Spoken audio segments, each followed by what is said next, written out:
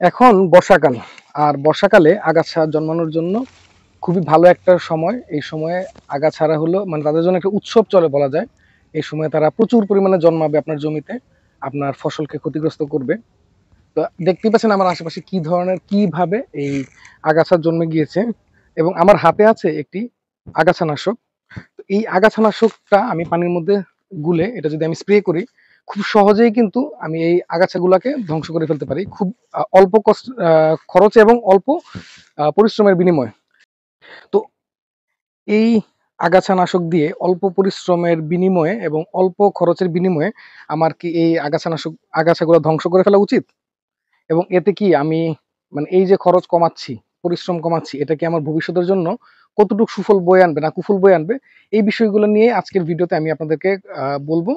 এবং আমার পুরো ভিডিওটা দেখবেন এবং দেখার পর আপনারা এই ডিসিশন নেবেন যে এই আগাছানাশকটা আপনারা কি আপনাদের জমিতে ব্যবহার করবেন, নাকি সেই কষ্ট করে পরিশ্রম করে এই আগাছাগুলোকে ধ্বংস করবেন। আমরা যারা কৃষিকাজ করি আমাদের জন্য খুব বিরক্তিকর, খুব মানে কষ্টদায়ক একটা ব্যাপার।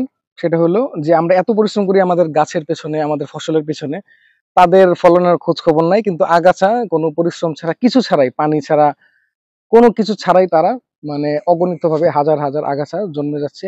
মানে কোনো মানে পরিচর্যা ছাড়া, কিছুই ছাড়া, মানে নিজে নিজে হয়ে যাচ্ছে, তাই না?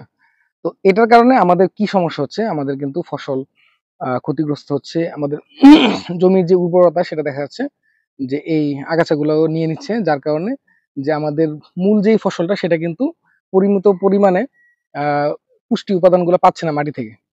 তো আমি অনেক অনেক অনেক দিন আগে আমি এই আগাছানাশকটা কিনেছিলাম।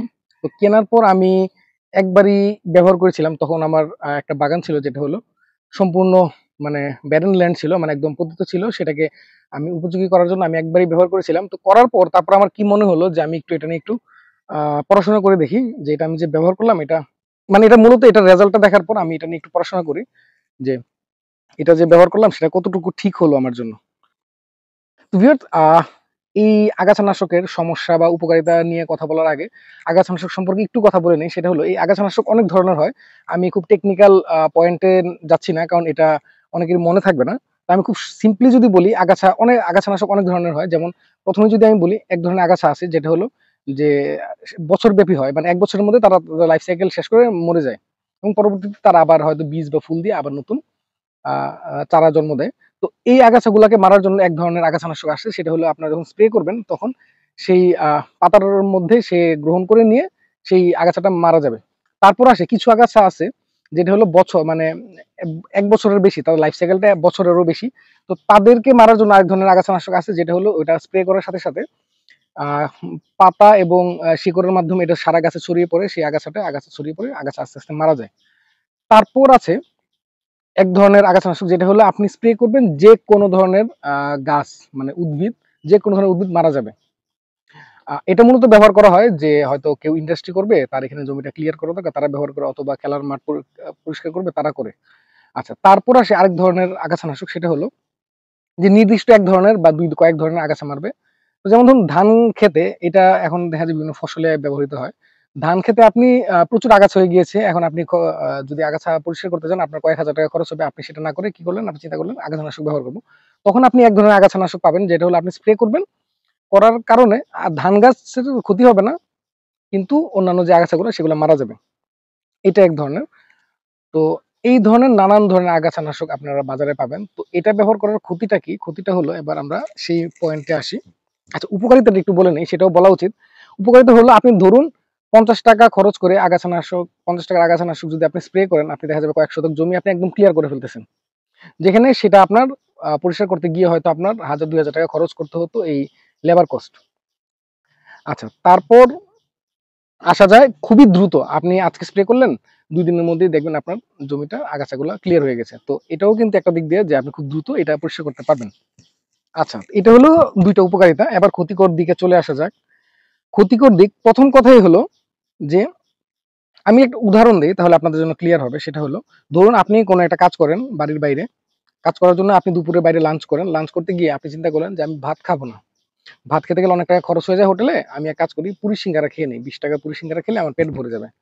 এটা যদি আপনি একদিন করেন 2 দিন করেন খুব একটা কিন্তু ক্ষতি হবে না, কিন্তু আপনি যখন কন্টিনিউয়াসলি করতে থাকবেন তখন যেটা হবে আপনার কিন্তু ওই লাঞ্চের খরচ বাঁচবে ঠিকই, কিন্তু আপনার ডায়রিয়া, আপনার আমাশয়, আপনার নানান ধরনের পেটের রোগ হবে, আপনার গ্যাস্ট্রিক হবে, আপনার আলসার হবে, আপনার দীর্ঘমেয়াদী নানান ধরনের স্বাস্থ্য সমস্যা তৈরি হয়ে যাবে, তাই না? এবং আপনি পাশাপাশি আপনি কিন্তু আপনার শরীর পুষ্টিও কম পাবে, এবং এটা কিন্তু পরবর্তীতে যেটা হবে যে আপনার মানে সর্বাঙ্গীন স্বাস্থ্যের উপরে এটা ক্ষতি করবে।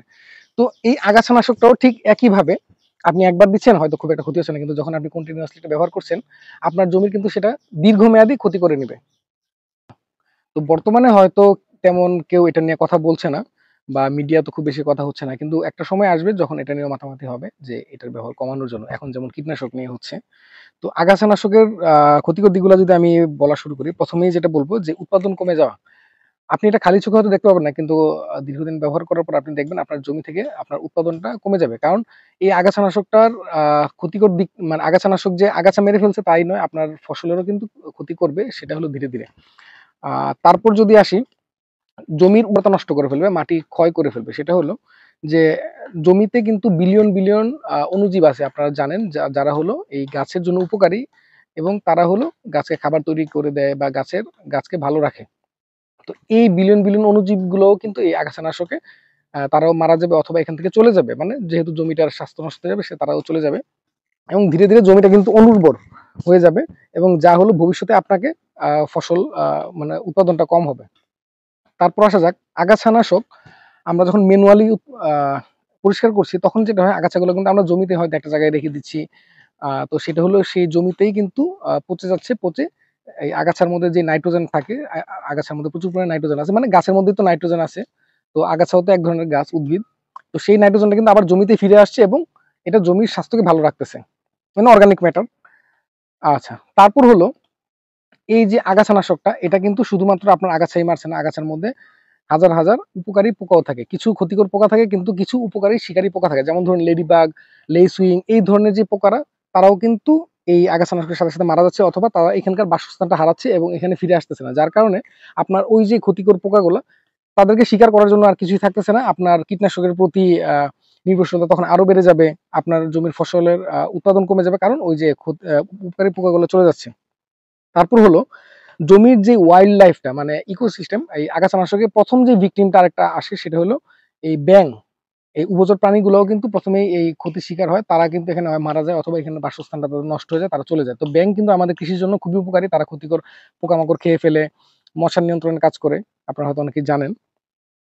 তারপর যদি আসি, আপনার এই জমির মধ্যে যেই পলিনেটররা আসে, মানে প্রজাপতি, মৌমাছি, তারাও কিন্তু আশাটা কমিয়ে দিবে, কারণ এই আগাছার মধ্যে অনেক ধরনের ফুল হয়, সেটা লোভেও কিন্তু ওরা আসে। যখন এই আগাছা থাকবে না বা এইসব থাকবে না, তখন কিন্তু ওরা আশাটা কমিয়ে দিবে। পাশাপাশি জমিতে যখন আপনি এই ধরনের কেমিক্যাল ব্যবহার করবেন, স্বাভাবিকভাবেই এরা এসব পছন্দ করে না, এরা আসবে না, কম আসবে, আপনার স্বাভাবিকভাবে এটাও কিন্তু আপনার উৎপাদনটা কমিয়ে দিবে। তারপর আসা যাক, এই জমির যে কেমিক্যালটা আমরা ব্যবহার করছি আগাছানাশক, সেটা কিন্তু বৃষ্টির পানিতে হোক বা কোনোভাবে মাটির পানির মধ্যে, মাটির মধ্যে যে গ্রাউন্ড ওয়াটার যেটা আছে সেটার মধ্যে কিন্তু চলে যাবে। ধরুন আপনার জমির পাশেই কোনো ডোবা আছে, পুকুর আছে, সেখানেও কিন্তু চলে যাবে, এবং সেখানকার পানিটাও কিন্তু আস্তে আস্তে বেশি উঠবে।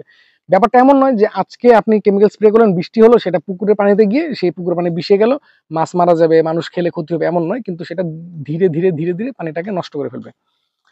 তো বুঝতেই পারছেন অনেক ধরনের ক্ষতি আছে। তো আমি আর খুব বেশি চাইলে আরো অনেক কিছুই বলা যায়, কিন্তু এগুলাই মোদ্দা কথা।